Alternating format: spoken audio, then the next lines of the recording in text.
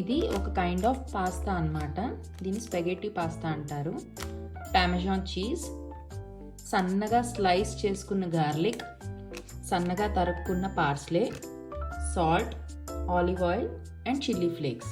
చాలా limited ingredients ఉంటాయి. ఇప్పుడు దాన్ని ఎలా తయారు చేయాలో చూసేద్దాం. ముందుగా ఇలాంటి ఒక కడాయి పెట్టుకుని దాంట్లో మన స్పెగెటీ పాస్తా ఉడికించుకుందికి వాటర్ పెట్టేసుకుందాము. ఈ యాంగిల్లో దీన్ని వేసేసి ఒక 2 minutes అలా వదిలేస్తే స్లోగా ఇవి వాటర్లోకి జారుకుంటాయి అన్నమాట. మనం కంగారు దీన్ని జాగ్రత్తగా స్ట్రెయినర్లో వేసుకుని స్ట్రెయిన్ చేసుకుని కొద్దిగా ఇలాగా చేసి పెట్టాను.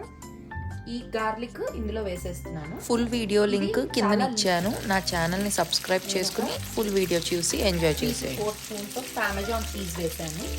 Authentic Italian dish